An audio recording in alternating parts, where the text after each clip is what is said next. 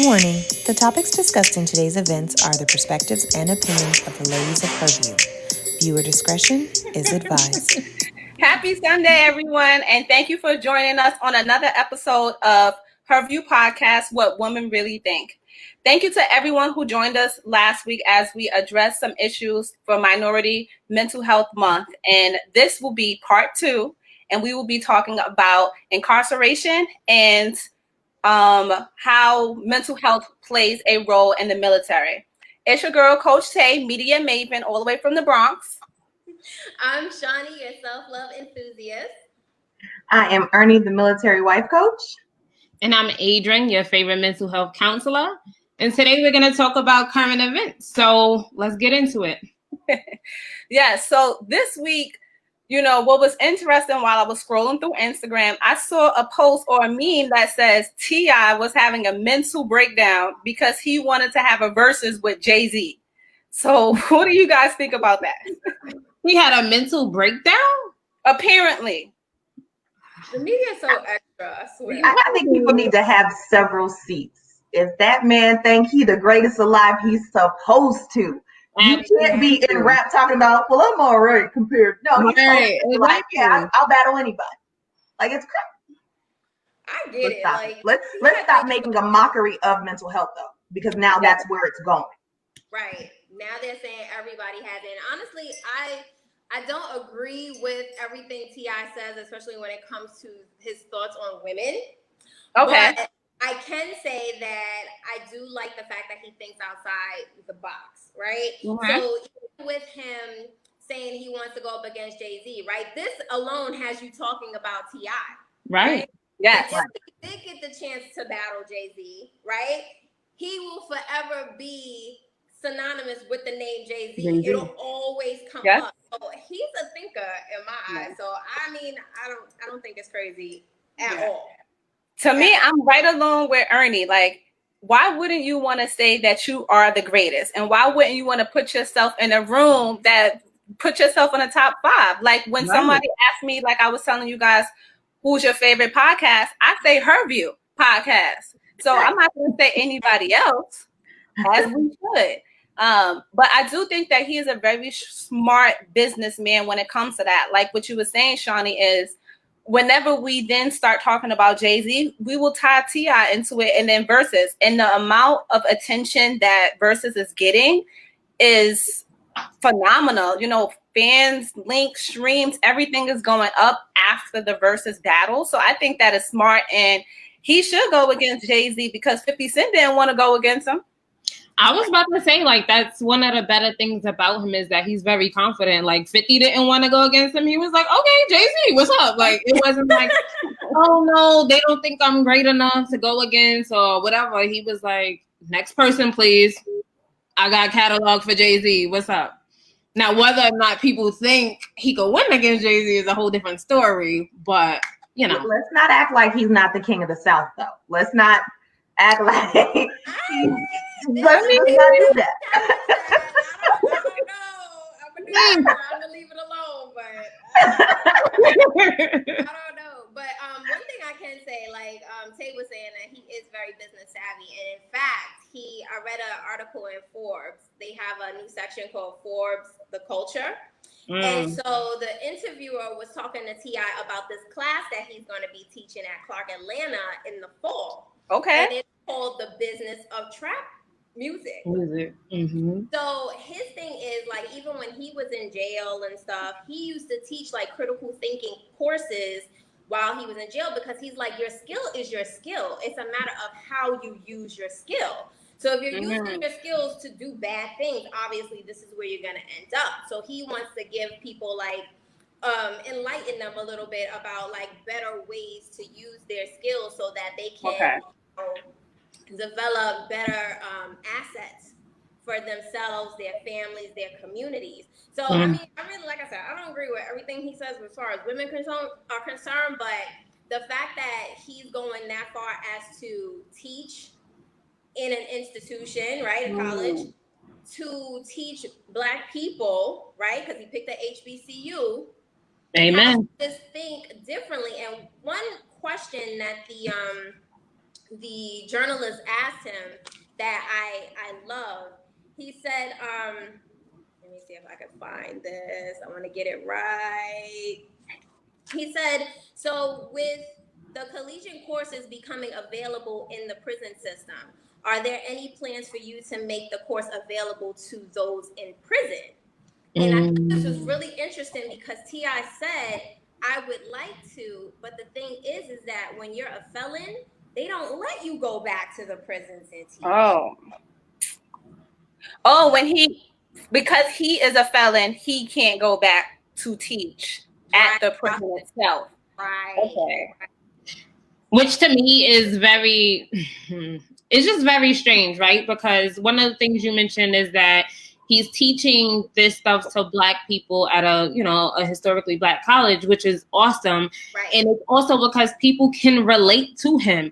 So if you put him back in the prison, and have him teach this course, of course, people are going to gravitate towards it because they know he's been down this road. They know that he came out on top regardless of what he went through. So why wouldn't you give him the opportunity to, share that type of information with other people who are in the same situation that he was in before? Exactly. So here's my question. Prison is a place of rehabilitation, correct? Correct. So wouldn't we want a person to prove how they have rehabilitated by helping others rehabilitate? Yes. Oh, okay. What do I know? We already got Amanda. She said he would be a great example.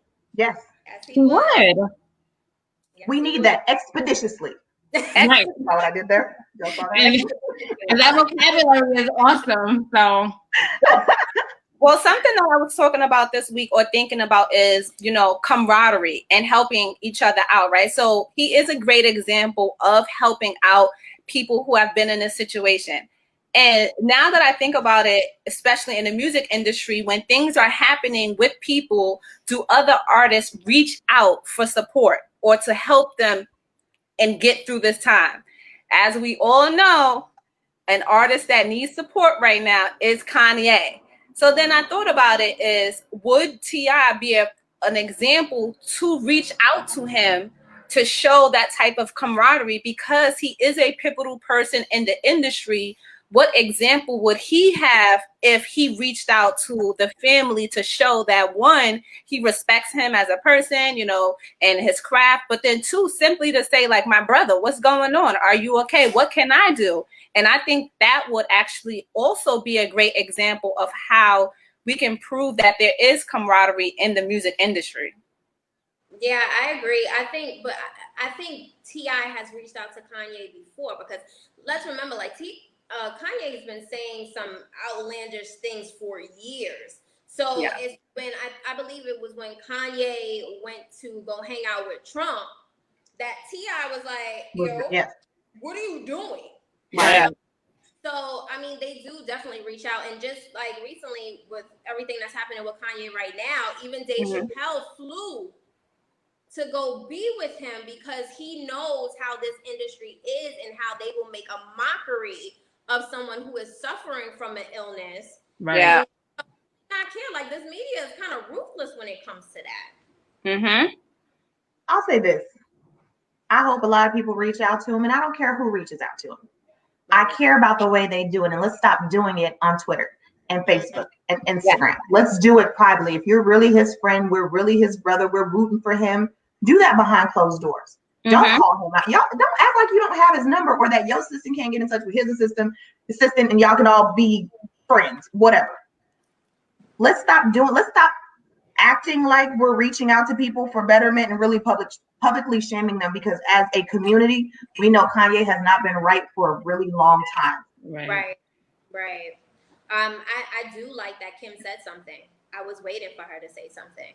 And the reason why I wanted her to say something was because we know Kanye is going through something, right? But the media is actually making a mockery of him. They're not saying, oh, Kanye's bipolar, he said blah, blah, blah. They're just like, he's crazy. And they're going off the narrative of he's crazy. And by Kim saying he is suffering from bipolar, give us our space, give us our Okay. privacy. We are trying to help him, but we need you to like back off, basically. Yes. And it also lets people know, like, this thing is something that is happening all over America. Like, it's not just in your own house. Like, usually, and I hate to say this, but it doesn't really come to light for some people until something happens with a celebrity. Yeah. So Unfortunately. yeah, so to me, like, you know, Kim saying something, like, how could she not say something? Because your whole life is on, you know, social media and all over TV and stuff like that. So yeah, I thought it was her responsibility to be like, listen, we have to bring light to this. We are going through some things as a family. We're trying to figure this out. Please respect what we're doing. Yeah. And that's it. That's all I needed, because you know TMZ is ruthless. And even today they posted, oh, Kanye is he wants Jay-Z as a running mate. Yeah. And it's like, why are you feeding what is it? Flames to the fire to the, I don't know how to say that. Flames to the fire. Start with those. You throwing birds at the glass house, like, just enough. Yeah. When we saw a video of someone basically speaking about that. I forget her name. I think it was like Candace or something. And I don't know, I had mixed feelings on it. And it's probably because I'm a mental health counselor. Like, I don't feel like it's anybody's business for her to have to speak out. I do agree. I like the way she worded things, because it wasn't so telling of his business. It was just more so respect our space. For people saying, oh, you know, she needs to come out and she needs to explain and she needs to dissect his tweets. Why? She doesn't need to do that. Like, her family is going through something. Like, we're on the outside looking in and we're already like, oh, this is crazy. Right. So imagine how she feels at home, right? Like, this is someone that she's married to. Her kids will one day have to grow up knowing that he pulled these, you know, I don't want to call them stunts, but he did these type of things that, you know, talking about Kim wanted to abort North and all of this stuff. She's probably going through something herself. So it's like us to feel like she needs to come and stand in front of us and give us anything. Right. I don't feel like we have to. And that's how I feel as a counselor. Like, the person who's dealing with it or even their family don't know anybody. They don't. So I had really mixed feelings on that, but I am glad that she did come out and just say, like, listen, can you please give us our privacy? You know what's happening. And she also spoke on the fact that, you know, you guys claim you care about mental health, and then the moment something happens, everybody's retweeting and laughing at him. Like, where's the joke? This too. I want to read what Amanda says. You know, she says, and a lot of incarcerated women and men need that type of examples because these individuals have no real examples. Also, the mental health staff is horrible. There is no empathy. So that makes me think about these type of, you know, institutes where it's like, it's no empathy. It is what it is. You know, you're in jail or you're in the music industry or you're at home, the regular day life, you know, and no one really cares. And like you said, we're making a mockery of this, and it shouldn't be, you know, it shouldn't be like this. Even the meme of him crying now because he broke down in tears, you know, Black men can't cry. Right. Black men cry. Please cry. Please cry. Please cry. Please cry. Yep. Yeah. Just 1 second to go back to what we were saying about Kim. First off, we can't tell anybody what their mental capacity is. She may not be strong enough. She may not know what to do or how to handle it. Right. So we have to, on that, mind our business. But also, as she's being a wife and handling that, now she's looking at all four of her kids like, are one of you bipolar? Yeah. Am I going to have to deal with this as a parent? And let's be clear, the person that was keeping Kanye at bay, unfortunately passed before she can get the tools from her. Like, what do you, like, the resource is gone now. So she's got to figure out what's going to calm him down, what's going to get him to do less, or we don't know if he's at home fighting her not to take medication, right? Or if he's lying about taking it and not take, like, that's a hard one. Like, we can't always tell wives how to be wives, and I'm not a huge fan of that family. I don't care to look to them or away. Like, I don't have anything invested in what they do with their lives, but as a wife and a mother, what she's going through is not easy. And then let's be clear, she still has a family to take care of. She's still got checks to get and money to make. And unfortunately, bills don't stop because Kanye's having a moment. Yeah. Right. You brought up something that was good, which I didn't really think about until just now, but forcing people to take medicine and we don't know what the situation is. But in jail, if somebody is dealing with mental health issues, do they receive proper medications at that time? Or like, I'm trying to figure out in my head, like, what would the process be? And if you can be diagnosed while you're in jail, like you go to jail and then all of a sudden, you ask to get tested or however the process is. And then what happens? Are you taking the right medications or is it just made up a joke? Like, all right, now you're in jail and we can't help you. So from my understanding, there are some mental health counselors as well as psychiatrists that work within the jails, right? So yeah, they can prescribe medication. But again, like Ernie said, if you're fighting me against it, there's nothing I can do. Like I can't hold an inmate down. I can sit there and watch you, but you could, there's all type of tricks nowadays. Put it under your tongue, bring it back up. So there's no real way that someone could say, I know that he's doing this for sure. I know she's taking what she's prescribed for sure. Right. So it's just one of those. I honestly believe too, it would depend on where you're at. I think the prison is dependent upon who's running it, how it's being ran, what's being, what's mandatory or what's looked the other way. Mm-hmm. I think it's truly about where you're at. There might be some prisons that the wardens don't care and they're just like, these are animals and savage beasts and they don't deserve. And so those are the prisons that probably don't get as much. Not saying any of them are like great, but I think it depends on the head. If the head's not right, then. Right. And also that orange bunker baby is trying to get rid of Medicare, which is the main source of healthcare for the prison system. So. Okay. Vote in November, just saying. Okay. Yeah, so mental health within, the prison and the jail system, it's really tough. And you have to think about it too. Like some of these people, they don't get treatment on the outside either. So they come in there already on 10.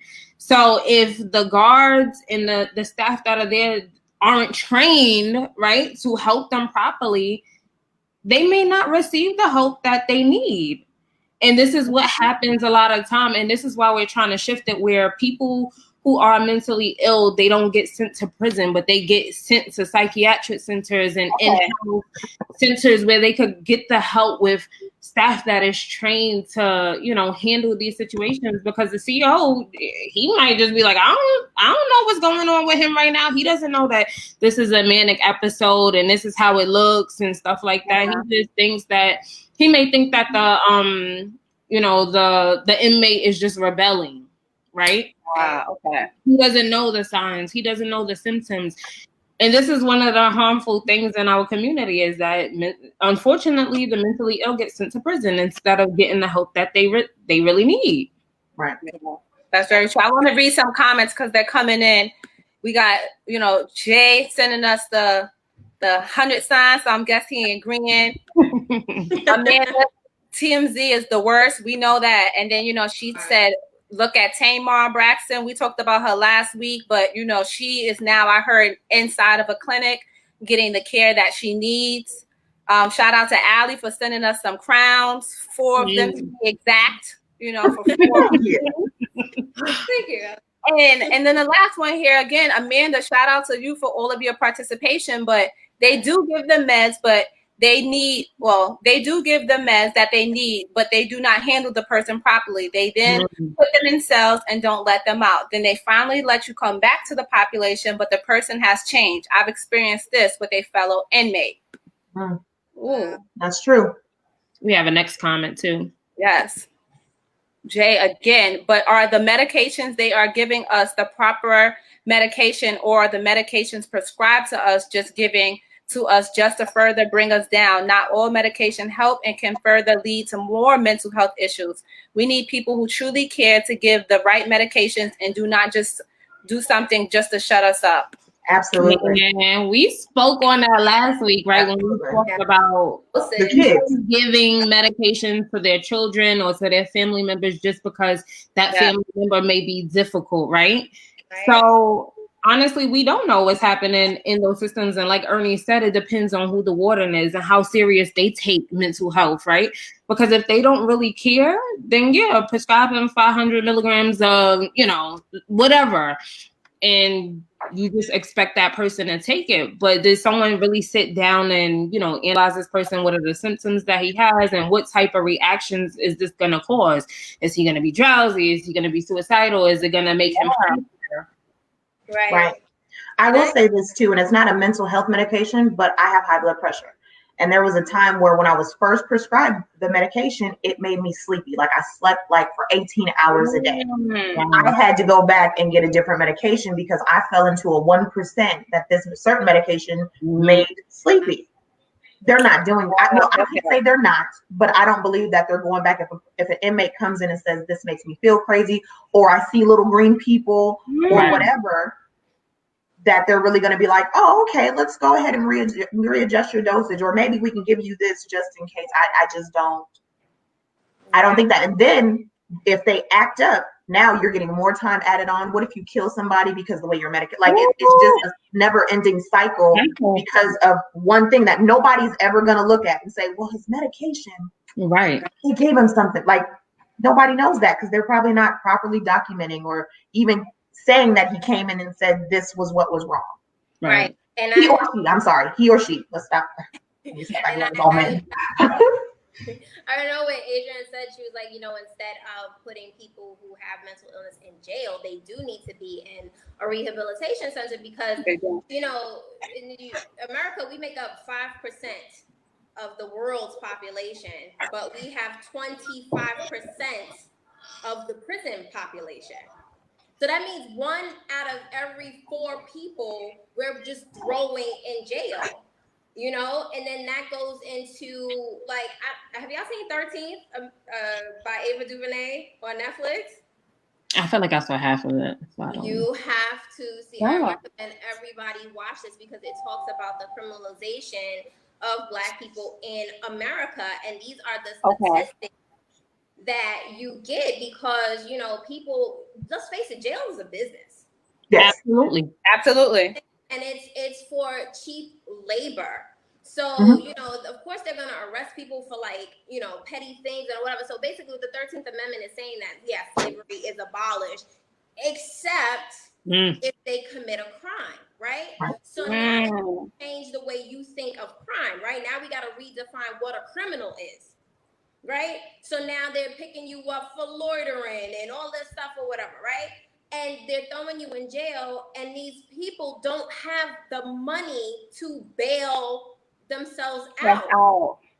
So even if they arrest you for something so petty, so dumb, right, and you didn't even do it, you can't even get out because you don't have $10,000 to give to the bail, and so they leave you in there, and that messes with your mental too, because it's like, why would I say I committed a crime or something just to get out early when I didn't do it? Yeah.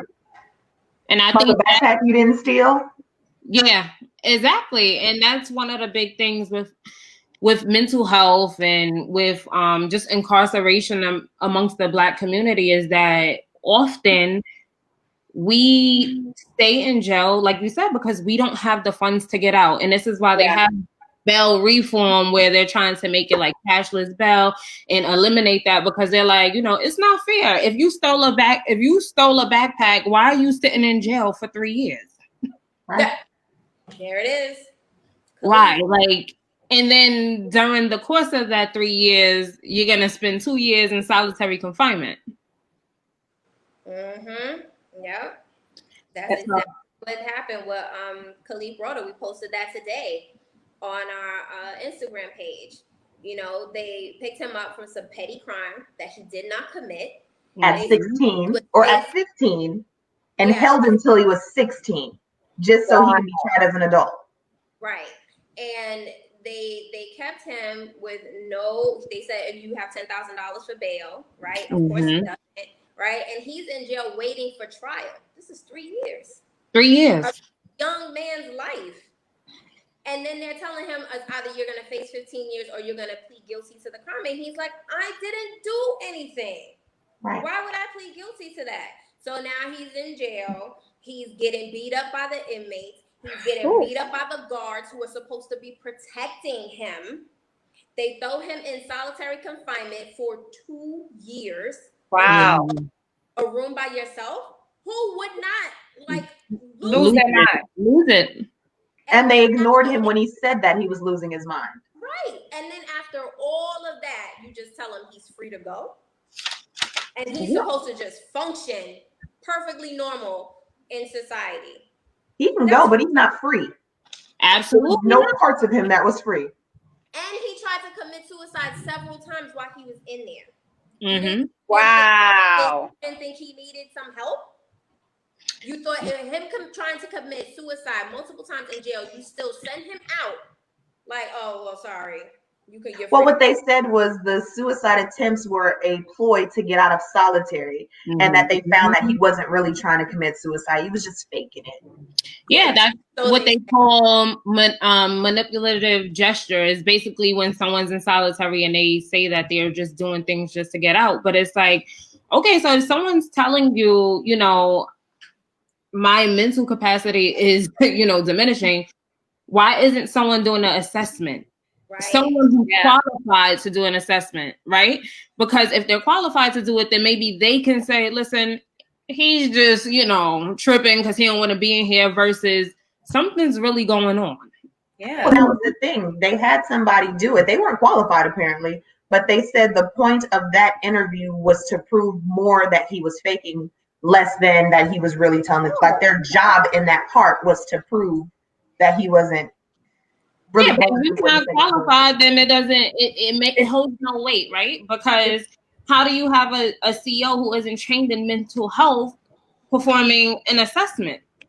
That's like me going to somebody else asking for medical help other than my primary doctor. Like, you're not trained to tell me what's going on with my body. Why would I come to you for that, right? So even with them saying like, yeah, an assessment was performed, but if the person wasn't qualified, then it just doesn't make sense. And again, they do this on purpose. It's all, you know, like you said, prison and jail, it's all a business. Right. So my question would be what that assessment looks like. So you have these things that, you know, are you asking questions? Are you doing observations? Are you looking over a time stand? And this is to somebody who is not supposed to even be inside of jail. So it's like, if you want to do observations on somebody who's in jail for a crime that they didn't commit, obviously their mental health will be in question. So I'm looking at like the behind, like the legal aspects of it, the lawyers, the judge, like how far does this go that we as Black and brown people live in a society where that is okay, that is the norm to be placed in an institution where we don't receive help, and then when we ask for the proper help, we're ignored to the fact that he tried to commit suicide 4 or 5 times. Not only that, but to also look and say, okay, if I look at his whole file, every time he got into a fight, he was jumped. So we moved him a million times, and he's always being jumped. Yeah. Is that where we go, oh, well, you're the common denominator in that situation? Or is that what's going on? Like, what's happening? We got some comments in here. I'm gonna read. We got, yes, Ernie, yes. Yes, it is. So we got a lot of people agreeing. And then this one is the most. They get paid for every inmate that goes in. So we are seeing that this is a business. And then, you know, we got Adrienne, you know, so all of this makes sense because this is an institution, this is a business, and they're treating it like, you know, the corporation that the business is. I'm not sure exactly, but I think isn't like Rikers Island supposed to be coming down or like ending or like prisons, but it's like, how long is it gonna take? How many more cases, how many more people are in jail to be considered to be the example before we start taking things seriously? Right. You know, and the thing is also, it's like, yeah, the jails are a business, but let's think about it like this, right? A prisoner is in jail and they're working. They need a job, right? Because you got to pay for those phone calls, you got to pay for those emails, you got to pay for all that stuff, right? Yeah. Right. They're making 17 cents an hour, right? Okay. So now you working for this company, you doing the 17 cents an hour or whatever. How many hours do you have to work to be able to make a phone call that's $3.50 for you to use the phone, right? Oh So now, my God. so now you get out of jail, right? Whoa. They release you, you good. If you try to go to that same company that you were working for 17 cents, they wouldn't hire you. Why? Because you got a criminal record. So now you're out here trying to figure it all out all over again. And sometimes you get into trouble all over again, right? Because there's two ways to go, right? Either you're going to do better or you're going to resort back to whatever you were doing before. Of course. It's a cycle. It's an absolute cycle. It's recidivism. It's set up to be that way. That is what it's set up for. It's you can't come out and make an honest. There are some prisons though. I did have a family member that went to prison for, and this was in Washington. I don't know if they still do it, but he did over 10 years. And there used to be a program that if you did over 10 years, if you were paying attention to what was being passed out to you, there was a book of resources that inmates were able to come home and start their own businesses. So they're still not like, we're going to help you by hiring you, but you have to do this work. Once you get out, you got to apply for these grants. You got to do the legwork. Right. And that family member actually did start a business, but I don't know if that's in a lot of places. Like in places where, like New York, they do stop and frisk. If you send somebody away for 10 or 15 years, are they really trying to offer that much money, especially to a heavily minority place? Are they offering all these opportunities to inmates? No. Right. No, not at all. And there was a case that I was watching on TV, and I watch all of these judge shows. So, I'm all up in the little reality TV and all the judge shows. But what struck me was that the judge was applauding this young guy for going to jail. But when he got out, he was working in Walmart. He was in the streets before. So he was saying your job at that time was to provide for you and your family, and to you and your homeboys, right? You were making a certain amount of money to provide. And he said you were living a certain type of life, and you were fine. You were comfortable until a crime was committed and you had to go away. Now that you're home and you're working at Walmart, are you still getting the same appreciation, the same street cred as you would have gotten if you was to go right back into it? So we talk about that, Shauntay, like you said, the cycle of you're not going to get that same street cred. You're not going to still be able to provide adequately for your family. So then you turn back to the street, or you turn back to the same crimes that you were just doing in order to keep up with the lifestyle that we don't even appreciate. Right. And even being in jail, and so many things happen, and people get beat up, they get raped. So many things happen, and you come out in society, and you don't even know who you are. So especially if you suicidal rates and things like that. Especially if you go in one decade and come out in another. Oh yeah. It's you went in and we had these Mac old school green light up black screen. You come out now and everybody's got their phone and their faces are down, and it's just like, I want to go back in. This is crazy. Like, let me go back to where I'm comfortable. And that's the other thing too. I have another family member. I got a lot of family members incarcerated, but I have another family member who it was his home away from home. He couldn't handle being out. It was just like, and that happens. Yeah, let me go back and. Yeah, this is honestly it for everybody who doesn't know. Like, I work with parolees who have SMI, which is severely mental illness. And for me, the reason that I got in this field was for those reasons that everyone just stated, right? So I have family and friends that went to jail and came home. And you want these people to reintegrate into society, but you're not giving them the tools, right? Yeah. You send them home with a one-way Metro card to get home, and that's it. So it's like, how do you really assist them to become, independent on their own? And now we have like so many organizations, including the one that I work for that I'm not going to say, but like all of these organizations and nonprofit that want to help. They want to, help give courses so that you could get your GED, help give courses so that you could, learn a trade and then find work.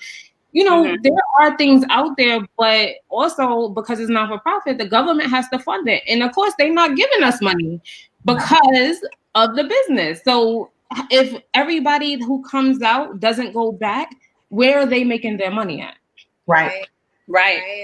So now it's like, okay, now we got to think of something new to get these people in jail. Now we'll come up with a new law. Like you're going to jail for jaywalking or whatever it is. They're going to get you on something else. So this is why the recidivism rate is so high with us, because we aren't providing the tools. Yeah. And when I work with the severely mentally ill, it's like a double, whammy, I want to say, because a lot of them, like you said, they've been in there for 10 years and they weren't receiving the proper mental health services. So now they're trying, it's so much pressure.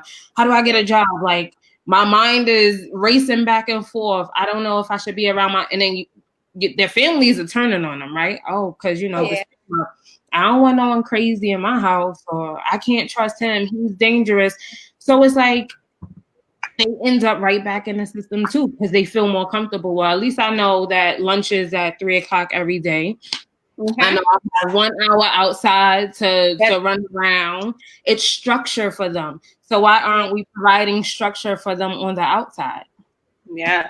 Well, Ernie, yesterday when I was talking to you, it was such a enlightenment conversation, because we were talking about tools. And being able, like what we said, the word civilian, right? Having the tools to come back into society. And as we, talked about that, and we were saying in the Army and in the military, I asked you, if they are dealing with something with a mental health issue, can they just come back into society when they come home and it just be normal? And I was like, it makes me feel like, if they're not taken care of properly, that something drastic will happen if they just come home from, being deployed. And then what does that look like? Just go back to your family, like enjoy. And it's like, are we putting things in place to help those families who actually really need it? Okay, so that's a lot. So the military is far more better now today than when my husband's parents served, right? Especially with our people.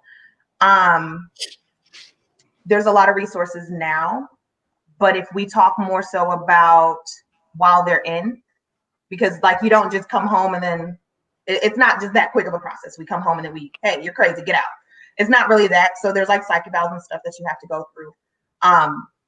But more so if I stay in and I've been to war or I've had situations, because at the root, like if we go to PTSD, right? It's a traumatic experience. It not only comes from the military, it can be from anything. It could be from childhood trauma. It could be from school shootings. It could be from a lot of different things. You don't have to only be military to have PTSD. And that's sometimes a misconception. But let's say you do have it and you come back and you're still active duty. It's a big part of it on whether or not people feel safe enough to say something's wrong with me. Can I go to my chain of command, or can I go to somebody and say, without me getting med board, without me being in trouble, is this a safe space for me to do what I feel like is necessary, or be honest about it? And I want to thank everyone that took my survey. Wonderful reviews on my survey, really enlightening. And so let me share that with y'all. Okay. So I put it out to everybody, and you guys put it out to certain people. Like it was given to all people of all branches. If you knew them and they were in the military, past, present, then they got the survey. So people who answered, 35% were active duty, 22% were retired, and 42% were prior service. One was a spouse. She decided to answer some questions. And then we did 38% Army, 2% Air Force, 2% Navy, and 2% Marine. So everybody we talked to mainly was Army. I asked them, did they serve on a combat deployment? And 30% of them said yes, and 10% said no.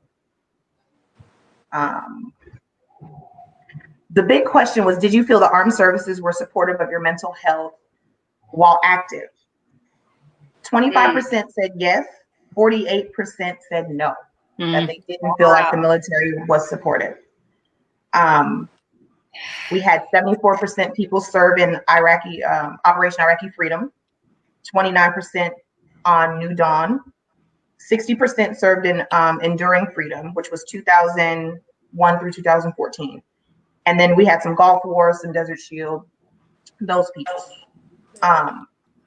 Were your mental health concerns of the military after a combat deployment? If no, please explain why. So were your concerns, were they met?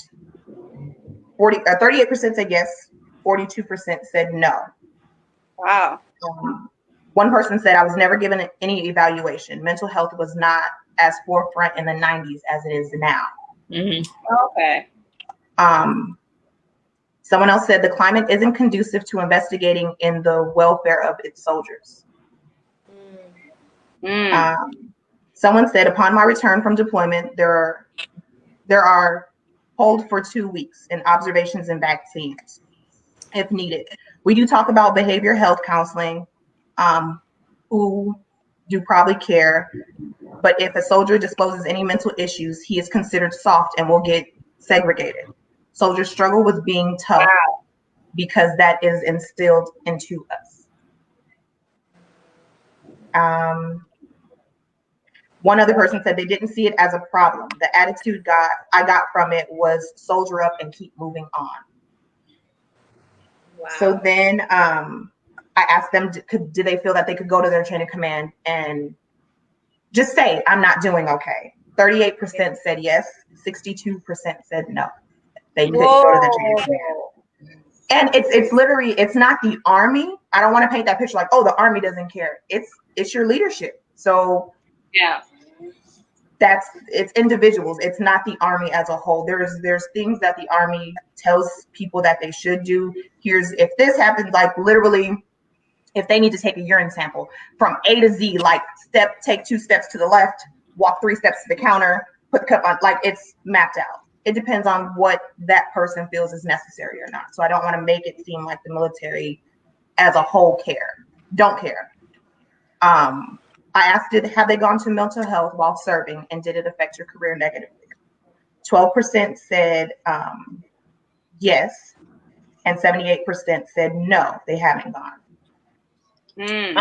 Ernie, let me ask you though, in this survey, did anybody describe any symptoms that they exhibited, like as far as the PTSD goes, like were they having flashbacks or anything like that? Did anybody in that survey answer any of those? Nope. No. Nobody went that deep. They just was like, girl, we answering. We give you a little taste. Don't be asking me all my business. But it was completely anonymous, so I don't know who said what. And that was I can't even figure out who said what. I want to be nosy, but I can't. But it was just the biggest question for me though, if we skip down, it was, if you felt you couldn't go to your chain of command for mental health, what other ways did you find to cope? Right? And so 38% said sex. That's what they found ways to cope in. 38% also said exercise. 51% said they turned to drinking. 3% said marijuana. 3% said other drugs. 23% said education, and 15% said retail therapy. But there was a few people that didn't fit any of those. There's a few people that turned to church. There was one that really stood out to me. And they said that they turned to anger and violence. They felt like everything was some type of fight or problem. So that was what I was looking at. Yeah. So it's just like, dang. But then it's like, once you get out, you go and you have that. But I think it's more so like,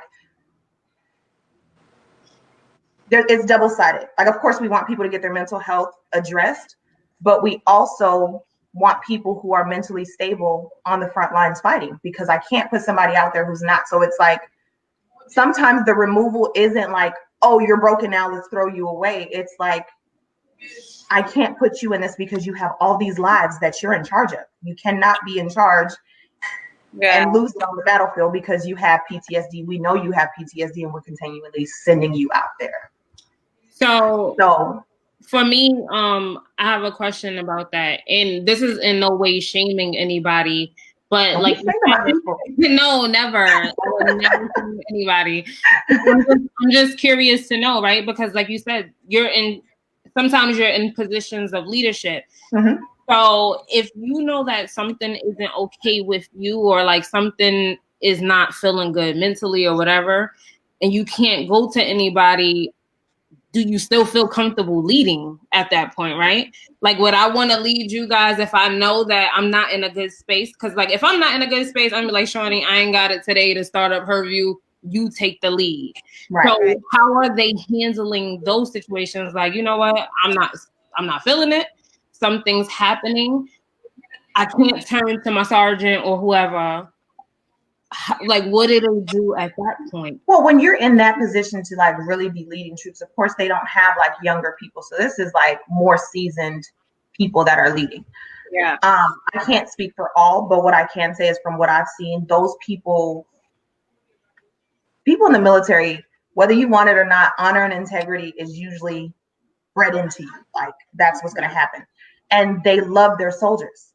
So they're not going to do it. If I'm a person that's going to jump on a grenade for you, then I know that if I'm not right, I'm not fit to do this, whether I want to or not. So I think, and with, like I said, how many resources there are now versus back then, you may not want to get out, but you can comfortably get out and kind of go live your life. And just because you're not in the military doesn't mean that you're not working for them.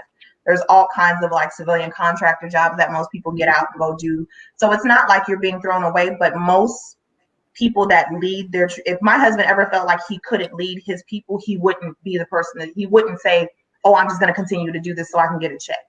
Okay. Because you're going to get a check. Like it's possibly going to happen. So I don't think it's more so that. I think that by the time you get to that position, honor and integrity has kicked in already. And so you make the best decision for everyone, because you don't want nobody's death on your conscience. That's not. Yeah, I think what you said was really good, because that's something that I didn't really know, like about given other jobs, right? Because a lot of the times we do think that, if you can't, march or be in the field, that they will get rid of you right away. I really have no experience with the military. I don't really know too many people in it. That's why this is very informative for me. And I have these type of questions because I didn't know, like, okay, well, maybe we could put you, I don't want to call it desk duty. Maybe it's called something else, right? But it's good. It isn't just a throwaway. It's like, no, you're still part of us. We're just going to put you in a different position where you can still perform well. Or if the case is that they do put you out, you're compensated for being put out, but you can still possibly go work for a civilian company if you want to stay connected. Or you can get out. There's a lot of people that get out and they sit on their retirement or their checks and they're like, I'm good. I'm gonna go get me this little bitty house, tuck away this money, or I've been saving enough and I'm good. I don't need to live. They ain't trying to party with Jay-Z. They just want to live day to day. So yeah, I'm just really curious about like the medical portion of it, because in the military they're not just, when you think military, obviously you think like front lines and just shooting and all this other stuff, but there are doctors. I do.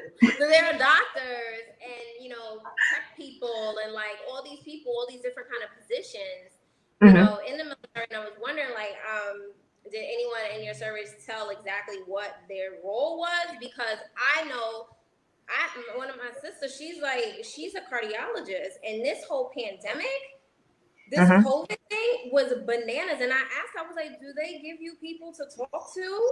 Like when you finally get off from this? So, she was saying that you have options, you have resources, but it's about finding the time to use those resources. So I'm wondering, like, in the military, like, how are they coping? Because if someone's coming to you and their leg's been blown off and they're like, save me, and you got this, and this is constant.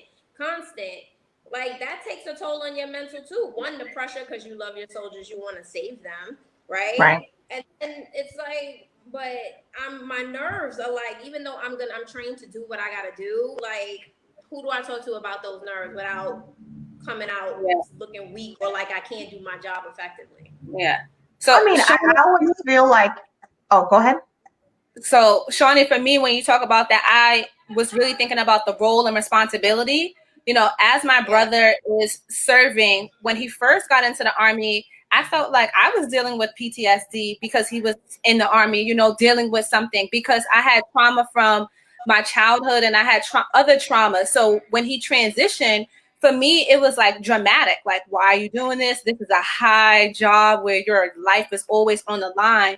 But I feel like with tools and resources, the responsibility is always going to be on the family. And what I mean by that is that I never once wanted to put pressure on my brother. And I never wanted to have that conversation with him like, oh man, I miss you so much. I wish you come home. Oh man, like please, please. Because I knew what the position is for him. He has to be okay. His mental stability has to be right. And then I thought to myself, whenever he's ready and he wants to talk about it, he'll come talk to me. And, you know, to be honest, we've never really had that conversation. And I know that he probably has it with his wife, but it's like, again, for the soldiers and for other people who are doing duties in the Army, do they put that on their families? And a part of me is like, no, you can't. It's like, it's a job. Your life is always on the line. And how do we deal with it as a family for them to be gone and be on the battlefields? But then who do they actually get a chance to talk to if they are, you know, down below on the rankings or high up in command? You can't really speak to anybody, but the pressure on the family is we really can't talk to them about their mental health, except for just saying, how you, like when I call my brother, I'm like, how you doing, bro? I'm good. What's up, sis? And I really want to know how he's doing, but I'm like, he may have to be. Okay, so here's the thing, right? So besides Jose Cuervo or Hennessy, right? That's who they talk. But besides that, like even as a spouse, my husband won't come to me with certain things. They have their battle buddies for that. And that's because I can't. Here's the thing. Have you ever talked to somebody and like you crying and you're trying to explain something, and then while you crying and trying to explain it, they asking you detailed questions and you're like, why am I talking to you? Like there's too much explaining going on. Like, so they turn to each other for that. Like if they feel like they can't go to mental, they go to their battle buddies because they work on the fields with you. They were out there and they have their times where they're like, hey, remember when such and such did? So they cope with it that way. It's not like a bunch of kumbayas or laying on couches and stuff. But even wives or spouses, there's a certain level of that inside that we don't get to. And for me, I don't push it. There's some wives that do. I don't push it because I'm like, what if I push too hard one day and then he breaks? I can't put Humpty Dumpty together again because I didn't want you to break. I just wanted to be nosy, right? So there's some things that I have to stay away from. But even so, like even if you don't want to go talk to mental health through the base, you can always pay for outside therapy if you feel like you need therapy. You can pay for, or not pay for, but you can go to your pastor. You can go to whoever you feel comfortable with. But it's not so much of, well, I'm your wife, I'm your sister, I'm your best friend. You need to tell me because that's what I'm here for. It's you let them tell you what they want to tell you. There's things that I've asked my husband and he just looked at me and I was like, okay, let's talk about it. Mind my business. I was in that same situation, Ernie. I really want to know. I'm like, oh, please tell me this. Like, how was it there? Or how was it? And then he'll look at me and I'm like, okay, well, I guess I'm not supposed to know that. And I keep it moving, but I think there is a line that has to be drawn, but just being that type of support system. And that's like a strength that I feel like I didn't have before, just knowing and keeping that line of communication open, that he can always, you know, I consider my brother one of my best friends, so he can always talk to me about anything. But when it comes to that, I'm like, I feel like I'm on eggshells because to me, go to your friends. I know that he goes to his friends and, you know, he talks to them and they go to the bar and they, you know, just let loose. And I'm like, you have to do that. You have to be able to talk to somebody. And let's be clear, he's probably not even talking to his friends back home. They have no idea what he's going to talk about. So it's more so, it's always their battles. Like it's a space that has to be respected. Like, you have to let them do what they need, because their job's already, he's not coming to you for you to be his therapist. My husband's not coming to me for me to be his therapist. He's coming to me to laugh. He's coming to me to be my husband. He's coming to me for other things, not to be his therapist. So like, you're helping him by not keeping his mind on what's probably going to depress him, by like being like, hey, remember we used to call you Stinky back in the day, or whatever. Like, that's what they're coming to you for. I won't say his nickname. Okay. Yes, but before we head out, we have one more comment here. I will show it and then hide it because it's a long comment. But Jay has a lot to say, and it's about incarceration in prisons. And he says that a lot of prisoners in jail that are not supposed to be there, they're kept silent about it because they're scared of what's going to happen to them and what's going to happen to themselves. They're making a target about that. So I think that when we speak about targets, it varies, and it's almost the same in any institution. You know, if you're talking about being incarcerated, and then if you're in the military, if you do speak to a higher up in the military, will you now have a target on your back? And if you are in jail and you want to speak to somebody in the mental health capacity, you again will then have a target on your back. So that comment to me really meant a lot, because being silent is something that is like, that's also a coping mechanism. Just being able to deal with your own emotions and live with it, which is really unfortunate. But thank you guys so much for tuning in. But before we head out, we have a game. And then after the game, we'll go back to the resources for everybody. But now that we're dwindling down to the end, the game for this week is One Gotta Go. Down South rappers, right? And so we can speak about it as well. You know, we have an open discussion, but the choices are Lil Wayne, Ludacris, T.I., or Nelly. One gotta go. Question. Yeah. So are we talking about music catalog, or are we talking about specific years? Are we talking about, because everybody you said I got different reasons. So I need to know what we're talking about. However you interpret it. If you want to say, I like this person, or I think this person is attractive, or I like this person's music, however you interpret it, one gotta go. So I'll start because that's a little bit tricky. So I'm going to say, well, it is hard, but I'm going to go with. Shauntay face like that. Right. I'm with you, Shauntay. I'm tired of her choices. We need to check her choice. She always giving us these conundrums. Right. Yeah. I'm gonna have to go with Lil Wayne on this.